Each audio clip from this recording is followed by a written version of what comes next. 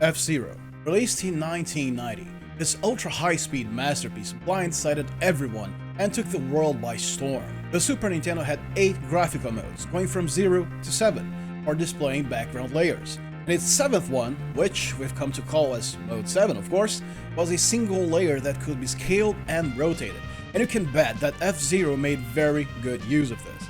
Instead of having static tracks that would simply slide horizontally as you tap left or right, in FZero, this actually caused the track to spin in accordance to your movement, giving it an unprecedented feel of immersion. But that wasn't all that made FZero shine. Its spot-on gameplay and absolutely perfect soundtrack made it stand the test of time. So much that after 32 years, we're still here talking about it. And I know that as soon as this video is over, any of you will boot this masterpiece again and go for a few races. Let me know if you're one of them. Super Castlevania IV.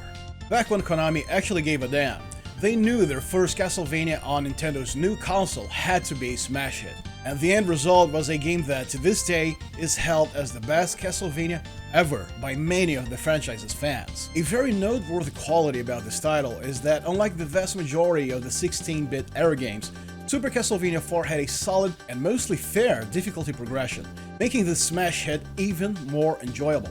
And this was also one of the very few Castlevania games where a Belmont actually figured out he could attack in many different directions instead of just forward. This Belmont must have gone to college or something. And also, as with any Castlevania title, this soundtrack is absolutely amazing. What's your favorite Castlevania game? Mine is Rondo of Blood, which I've streamed from back to back. Street Fighter II. Few are the games that can claim to be the forefathers of anything.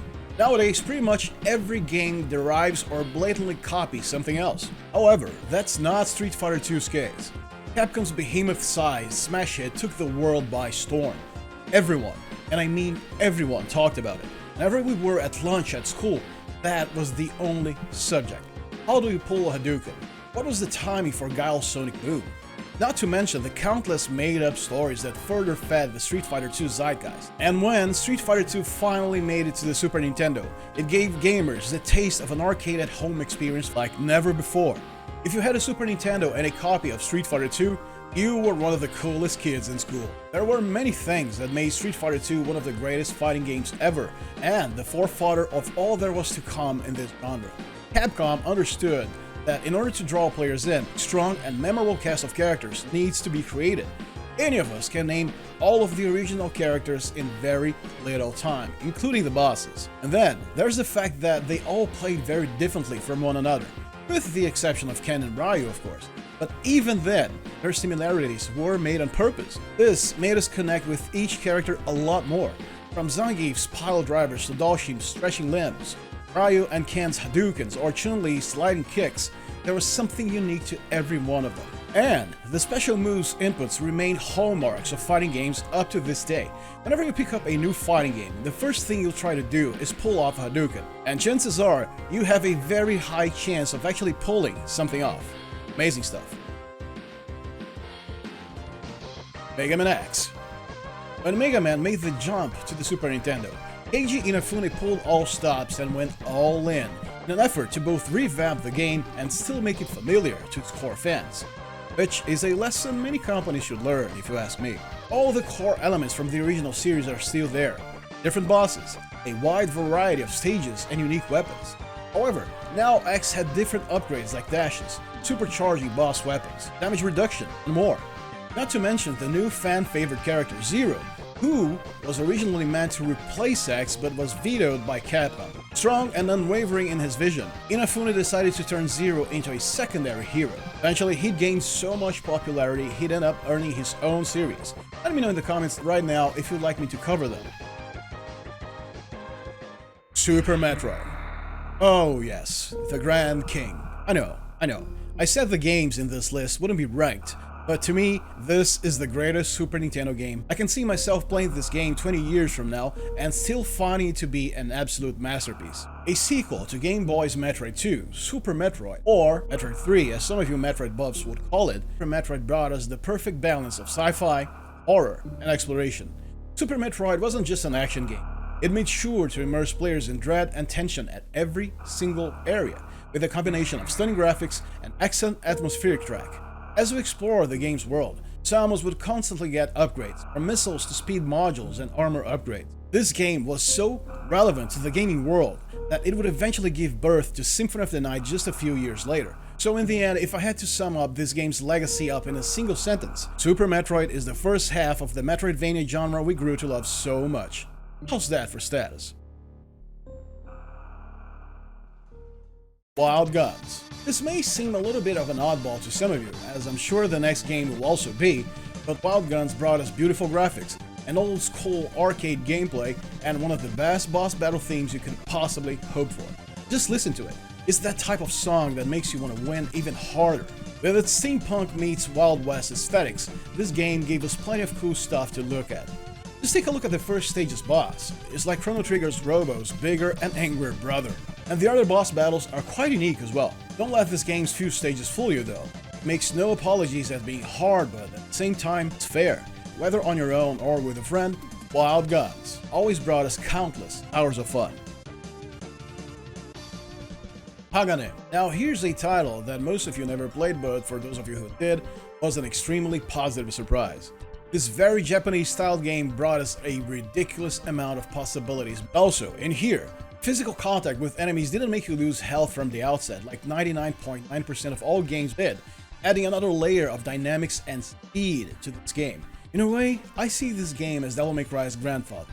Give this one a go and you'll know what I'm talking about. Oh yeah, when you lose all of your lives, don't think the game's over. Wait until you return to the title screen and the continue option will be there with infinite continues. Now how about leaving me a like and maybe even subscribing for this quick tip? I am saving you a lot of grief. And also, the infinite continue system also spoke volumes for this game's level of quality. Yielding us a finite number of continues would make this game needlessly harder and much less enjoyable. Trust me, you are going to die an ungodly amount of times, but the gameplay is so compelling that we were guaranteed to keep coming back for more. Metal Warriors.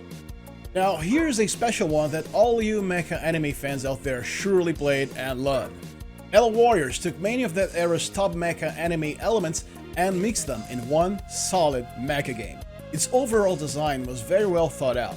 In between missions, you'd have beautifully drawn cutscenes, which were very rare for the time, and they were all interweaved perfectly with the missions you'd be tackling on. And of course, there was also that mandatory Idol of the City all-out war stage present in classic robot animes. And to mix this up with the game's stellar soundtrack, you're in for one hell of a mecha experience, which was quite rare for Western audiences to see back then. You also had different types of mechs to pilot, and no two of them were ever the same. The Nitro was the well-rounded Gundam type of unit.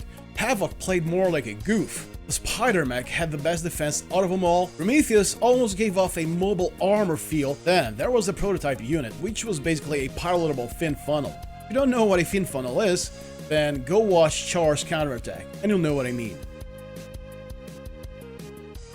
Final Fight 3.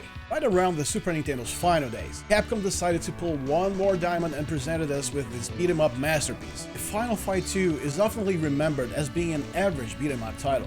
Final Fight 3 made sure to drive that impression away as hard as it could, presenting us 4 different playable characters with special moves and super attacks. Final Fight 3 also gave us the possibility of going co-op with an AI which, surprisingly, wasn't as bad as you'd expect.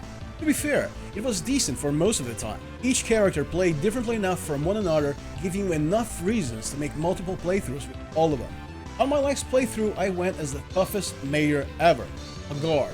Let me tell you something, suplexing those suckers was mad fun. Who was your favorite character among the cast? Chrono Trigger. Absolutely no one was surprised that Chrono Trigger would actually figure in this list. The second third of the Super Nintendo's Holy Trinity, Chrono Trigger would end up being one of the most coveted cartridges, golden 16-bit hit machine, going for high dollar nowadays. Its status as one of the holy grails of gaming as a whole was well earned. With legendary manga artist Akira Toriyama at the helm of character design, Chrono Trigger brought such a diverse and charismatic cast of characters that they were guaranteed to hook us all. And they all had a very engaging backstory too, from Lucca's mother's tragic incident to Frog's quest for honor, and Magus's infinite and morally distorted actions to both summon and destroy Lavos by himself out of hatred and grief. There isn't a single moment in this game that feels shoehorned or needless. Let me know your favorite character among the cast. Mine was Magus. Another great thing Chrono Trigger managed to pull was the time travel event. You see, in most cases, writers tend to get in over their heads whenever time traveling is inserted into movies, books, or video games, and generate convoluted and oftentimes bogus narratives. Things were kept to the level where it made everything engaging and never flew over anyone's heads. This journey through time will always be remembered as one of the greatest games ever.